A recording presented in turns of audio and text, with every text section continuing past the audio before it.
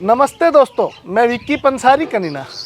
दोस्तों आज मैं हमारे क्षेत्र की एक प्रसिद्ध गौशाला है वहाँ पे आया हुआ हूँ। हमारे क्षेत्र में काफ़ी गौशालाएँ हैं।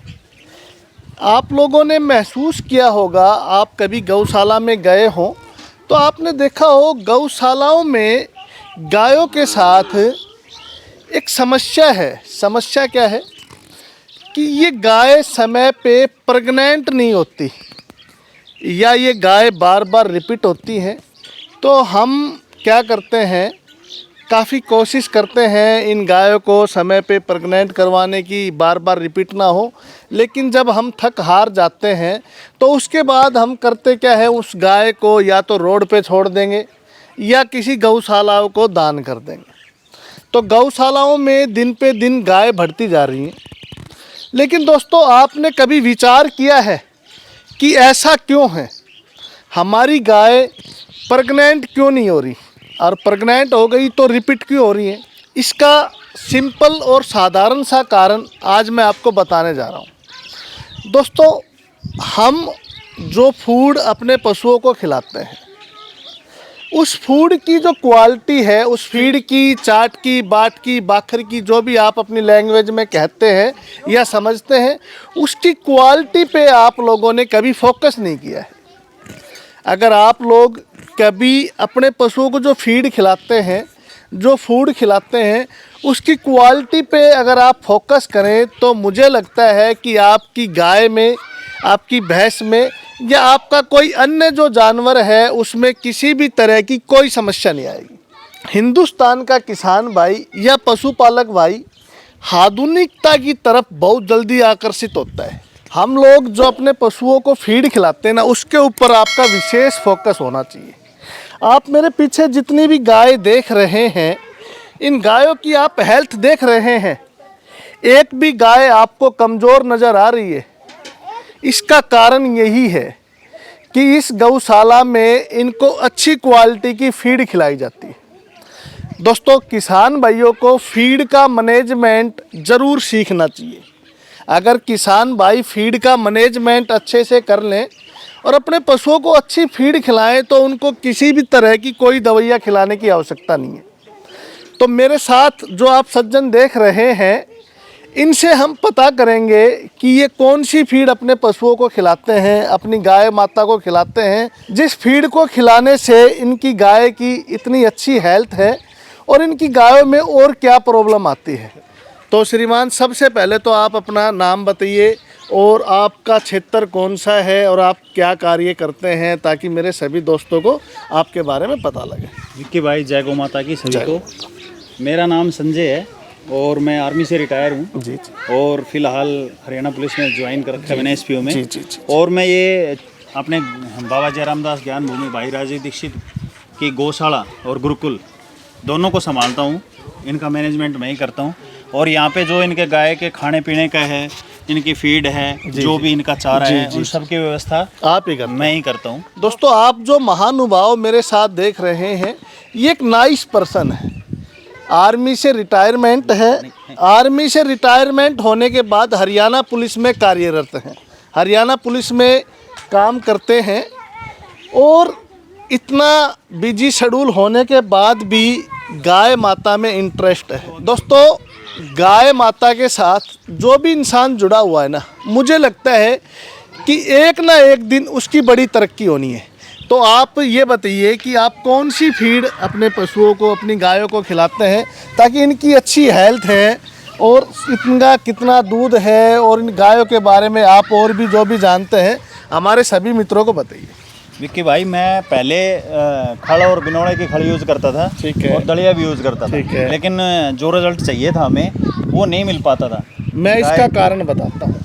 दोस्तों सज्जन कह रहे हैं कि वो पहले गायों को गेहूं का दलिया और बिनोले की खल ज़्यादा मात्रा में खिलाते थे।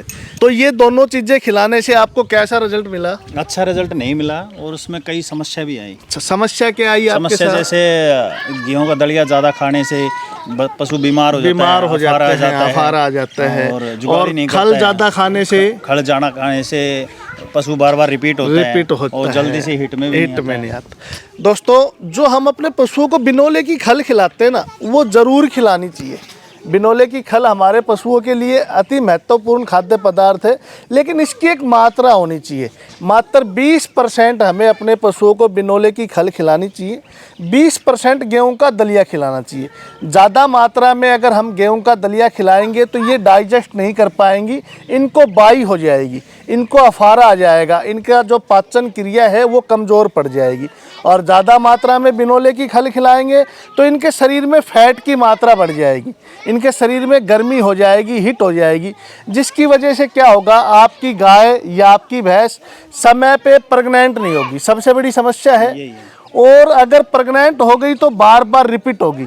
तो मैं आप लोगों को बोलना चाहूँगा कि आप अपने पशुओं को संपूर्ण आहार दीजिए, जिसमें सभी तरह के विटामिन्स हो, मिनरल्स हो, कैल्शियम हो, फास्फोरस हो, सभी तरह के जो भी पशुओं को खाद्य पदार्थ आप खिलाएं उसमें संपूर्ण पोषक आहार हो, ताकि आपके पशुओं का विकास हो। अगर आप अपने पशुओं को अच्छा खाद्य पदार्थ खिलाएंगे तो आपके पशुओं में किसी भी तरह की कोई समस्या नहीं होगी।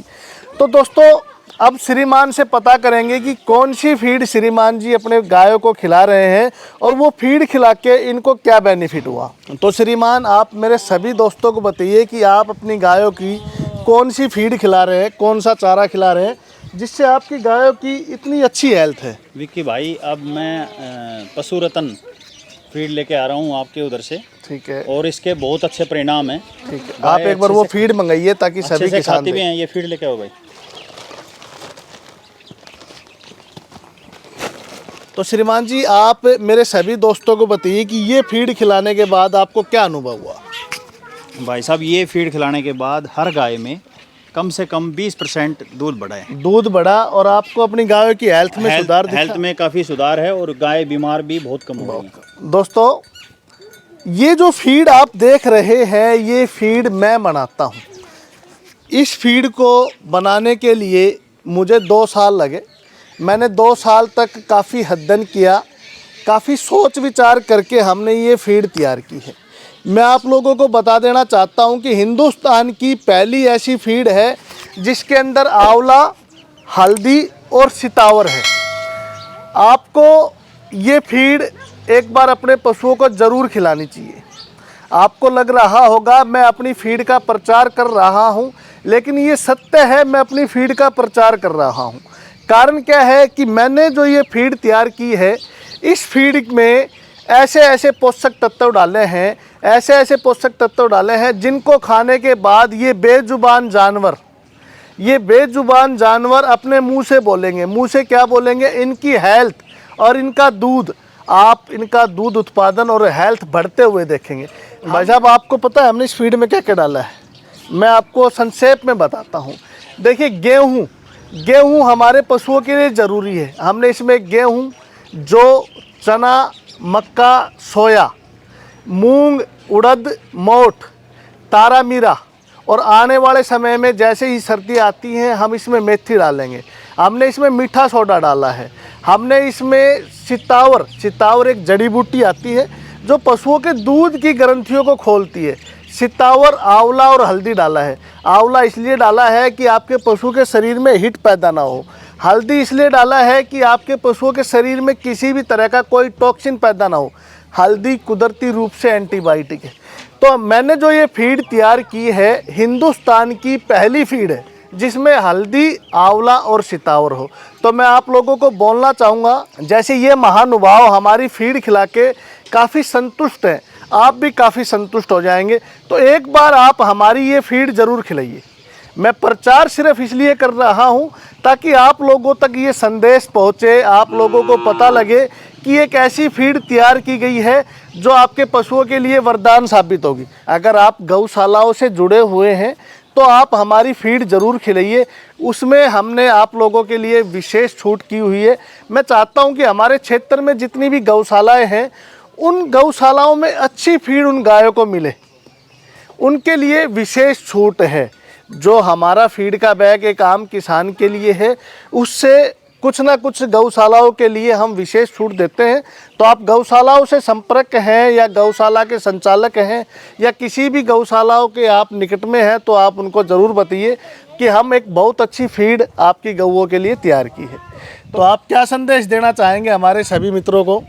मैं तो विक्की भाई सभी से यही कहना चाहूँगा कि पशु को जो भी खिलाएं अच्छा खिलाएं। और ये जो पशु रतन जो ये फीड है, ये इसके बहुत अच्छे रिजल्ट हैं। आप हमारी फीड से कितने % संतुष्ट मैं हैं? इससे पूरा संतुष्ट हूँ। 100% संतुष्ट बिल्कुल है। 100% आपने आज से पहले ऐसी कभी कोई फीड खिलाई? नहीं खिलाई जी। दोस्तों देखिए, फीड तो आप हमेशा से अपने पशुओं को खिलाते आ रहे हैं, लेकिन फीड में मैनेजमेंट ज़रूरी है। फीड में चना कितना होना चाहिए, मूंग की दाल कितनी होनी चाहिए, आंवला की मात्रा कितनी होनी चाहिए, ये बहुत ज़रूरी है। हमने इस फीड की मैनेजमेंट बड़े अच्छे से की है, इस फीड का फार्मूला बड़े अच्छे से तैयार किया है। देखिए, आपके घर में रोज़ दाल बनती है, हम मूंग की दाल खाते हैं, चने की दाल खाते हैं, हरड़ की दाल खाते हैं, लेकिन अगर उसमें थोड़ा सा भी मसाला कम ज़्यादा पड़ जाए तो आपसे खाई नहीं जाएगी, आपको टेस्ट नहीं आएगा।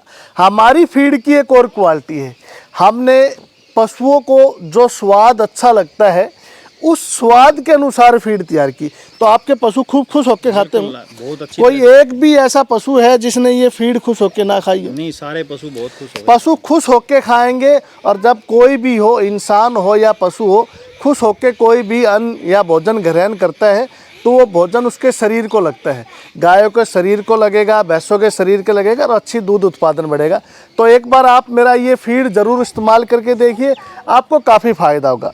वीडियो आपको अच्छी लगी तो ज़्यादा से ज़्यादा शेयर कीजिए ताकि सभी किसान भाइयों को पता लगे कि हमने एक फीड तैयार की है, और वो फीड अपने किसान भाई उस पशुओं को खिलाएं, अपने पशुओं को खिलाएं और उन पशुओं से अच्छी आमदनी ले सकें।